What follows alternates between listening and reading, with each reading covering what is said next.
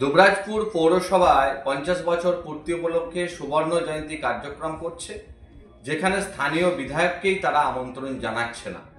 অর্থাৎ দুবরাজপুরের মানুষকে পরোক্ষ অপমান করা বলে আমি মনে করি।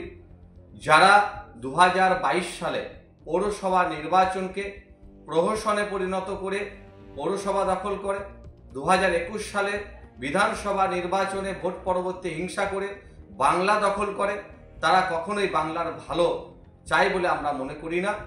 তাই তাদের কাছ থেকে ভালো কাজ কখনোই আমরা বাংলার মানুষ আশা করতে পারি না।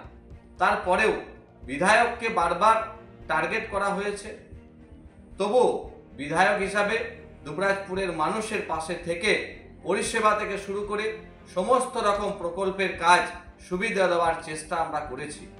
দুবরাজপুরের পৌরপিতা তিনিও জানেন যে মাদ্রিক সংঘ ক্লাবে যখন মাল্টি জিমের উদ্বোধন হয় বিধায়ক এলাকার উন্নয়ন প্রকল্পের টাকায়, তিনিও সেই কার্যক্রমে উপস্থিত ছিলেন এবং যারা বিভিন্ন রকম প্রপোজাল দিয়েছিল সেই প্রতিষ্ঠানকে আমরা বিভিন্ন রকমভাবে বিধায়ক এলাকার টাকার মাধ্যমে সেই কাজ করার আমরা চেষ্টা করেছি।